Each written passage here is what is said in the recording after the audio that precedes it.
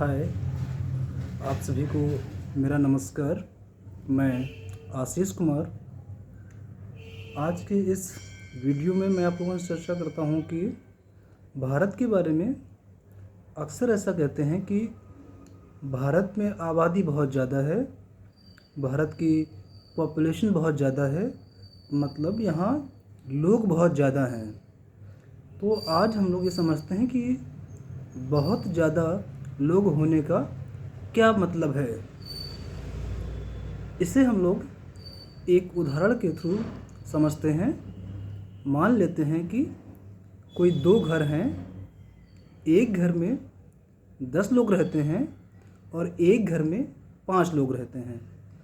तो किस घर में हम लोग ये कहेंगे कि पॉपुलेशन ज़्यादा है, आबादी ज़्यादा है, यानी लोग ज़्यादा हैं। तो जनरली शायद ऐसा कहा जाएगा कि जिसमें 10 लोग रह रहे हैं उस घर में आबादी ज़्यादा है। लेकिन मैं आप लोगों को बता दूं कि ऐसा बिल्कुल भी नहीं है। आबादी अधिक होने का आकलन हम लोगों की संख्या से नहीं करते हैं, बल्कि उस देश में मौजूद संसाधनों से करते हैं।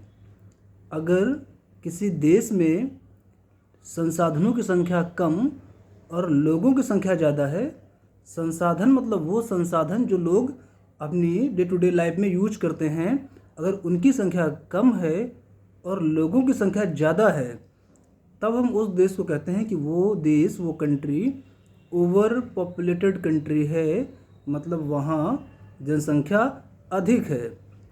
अगर लोग बहुत ज़्यादा हैं लेकिन जितने लोग हैं उससे ज़्यादा संसाधन मौजूद हैं ज़िंदगी जीने के, जीवन जीने के, तो वो देश ओवर पॉपुलेटेड नहीं है। जैसा उदाहरण के तौर पर मैंने आपसे कहा था कि जिस घर में 10 लोग रह रहे हैं, अगर उस घर में 10 से ज़्यादा लोगों को या 10 लोगों को एकोमोडेट करने की यानी रखने की क्षमता है, तो वो वहाँ पे ज़्यादा पॉपुलेशन नहीं है।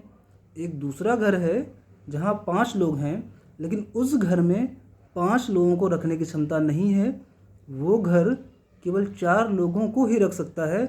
ऐसी स्थिति में वो घर ओवर पॉपुलेटेड है, वहाँ लोगों की संख्या ज़्यादा है in comparison to the resources which are available for the accommodation of the people. तो ये होता है ओवर पॉपुलेशन यानी अधिक जनसंख्या। तो जहाँ तक भारत का सवाल है कि भारत की जनसंख्या बहुत ज़्यादा है, इसका सिंपल सा मतलब ये है कि भारत में संसाधनों की कमी कम है और लोगों की संख्या ज़्यादा है, जो लगातार बढ़ रही है, और संसाधनों की संख्या लगातार घट रही है। इसलिए भारत एक ओवर पॉपुलेटेड कंट्री है, यानी अधिक जनसंख्या वाला देश है। अब यहाँ सिंपल है कि अगर जनसंख्या अधिक है तो उसकी दिक्कत क्या है, उससे नुकसान क्या क्या है।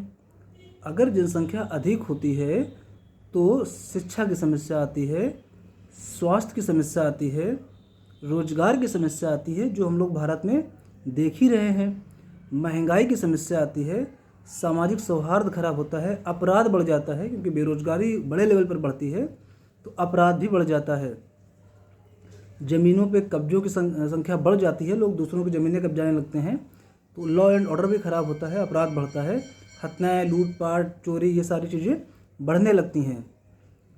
और इसका सबसे बड़ा उदाहरण हम लोग देख रहे हैं अपने देश में एक, कि हमारे यहाँ फ़ौज में रिक्रूटमेंट के लिए अग्निवीर योजना आई है, जिसमें लोगों को 4 साल की नौकरी मिलती है। अब 4 साल की नौकरी का ये जो प्लान है, ये प्लान कोई बहुत अच्छा प्लान नहीं है, इस प्लान में कोई दम नहीं है। 4 साल की नौकरी का कोई मतलब नहीं है। ये बताता है कि देश में रोज़गार मांगने वालों की संख्या बहुत है और सबको रोज़गार देने के लिए संसाधन मौजूद नहीं है। तब सरकार ने इस प्लान को बनाया है और इस प्लान के पीछे का उद्देश्य ये है कि ज़्यादा से ज़्यादा रोज़गार मांगने वाले लोगों को रोज़गार दिया जा सके। सोचो कि अगर यही प्लान अगर अमेरिका में लाया गया होता, कनाडा में लाया गया होता, रूस में लाया गया होता, तो क्या सफल हो जाता? वहाँ पे ये प्लान कभी भी सफल नहीं हो पाता, क्योंकि वो कंट्रीज़ जो हैं, ये कंट्रीज़ अंडर पॉपुलेटेड कंट्रीज़ हैं, यहाँ जनसंख्या कम है, ये लोग काम करने के लिए बाहर से लोगों को बुलाते हैं। जैसे फॉर एग्जांपल आप कनाडा क्यों ले लो, कनाडा में जो इन्वेस्टमेंट है, जो बिजनेस चलता है, उसका 40% से ज़्यादा फॉरेन इन्वेस्टमेंट है कनाडा में, विदेशी बिजनेसमैन रह रहे हैं यहाँ। इसीलिए कनाडा की इमिग्रेशन पॉलिसी आसान है, मतलब यहाँ से बाहर किसी दूसरे देश से लोग जाके वहाँ काम करें, ये वहाँ जाना आसान है, क्योंकि वहाँ के रिसोर्सेज इस्तेमाल नहीं हो पा रहे हैं। जब आबादी कम होती है तो वहाँ के रिसोर्सेज इस्तेमाल नहीं हो पाते, इसलिए वो लोग बाहर से लोगों को बुलाते हैं कि लोग यहाँ आएँ, काम करें, ताकि वो अपने रिसोर्सेज का सही इस्तेमाल कर पाएँ, कम्प्लीटली इस्तेमाल कर पाएँ। लेकिन भारत में ऐसा नहीं है। भारत में आबादी बहुत ज़्यादा है, और ये जो अग्निवीर प्लान है, ये प्लान बिल्कुल बेकार का प्लान है, इसमें कोई दम नहीं है। तब भी ये भारत में लागू हो गया और सफल भी रहेगा, क्योंकि भारत में संसाधनों की संख्या घट रही है, तेज़ी से घट रही है, और लोगों की संख्या बहुत तेज़ी से बढ़ रही है। इसीलिए इंडिया एक ओवर पॉपुलेटेड कंट्री है। यहाँ संसाधन कम और लोगों की संख्या ज़्यादा है। मैंने बताया कि उसके नुकसान क्या क्या हैं अगर आबादी तेज़ी से बढ़ती है तो। आबादी बहुत तेज़ी से बढ़ रही है दुनिया की। एक मेरे पास डेटा है, मैं उसको पढ़ के आपको बताता हूँ कि 1970 में, यानी 1970 में जो दुनिया की आबादी थी वो 3 बिलियन थी, जो 1970 से बढ़ के 2010 में 6 बिलियन हो गई। 1970 में जो 3 बिलियन थी आबादी, वो आबादी 2010 में 6 बिलियन हो गई, और अभी 8 बिलियन से ज़्यादा हो गई है। तो आबादी अगर इतनी तेज़ी से बढ़ेगी तो रोज़गार की समस्या आएगी, संसाधनों की समस्या आएगी। खासकर जो ईस्ट एशिया के देश हैं, इसमें से इंडिया भी आपका आता है, चाइना भी आता है, यहाँ पे दिक्कत ज़्यादा है, क्योंकि आबादी ज़्यादा है। आबादी ज़्यादा होने का मतलब फिर से क्या है कि संसाधनों की संख्या कम है और लोगों की संख्या ज़्यादा है। तो अब यहाँ सवाल है कि भाई अगर लोग इतने ज़्यादा हैं तो कैसे क्या किया जाए। भारत में पोटेंशियल भी बहुत ज़्यादा है।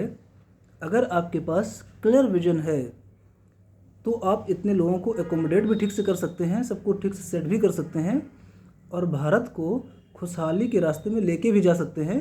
रोजगार की समस्या को भी हल किया जा सकता है, और देश को ही विकसित देश बनाया जा सकता है। लेकिन उसके लिए कुछ इम्पोर्टेंट विजन्स होने चाहिए आपके पास। तो अगला वीडियो जो मेरा होगा उसमें उन विजन्स पे, उन पॉइंट्स पे ही बात की जाएगी जो इतनी आबादी को ठीक से सेट भी कर पाएँ और भारत को एक विकसित देश भी बना पाएँ। तो आप लोग मेरे इस channel Ashish Kumar expression of views को सब्सक्राइब भी करें और शेयर भी करें। अगला वीडियो मैं 2-3 दिन में अपलोड कर दूंगा, जो सेम टैग के साथ होगा, पार्ट 2 के नाम से आएगा वो वीडियो। तो आप लोग इसको सब्सक्राइब भी करें और शेयर भी करें। Okay, thank you.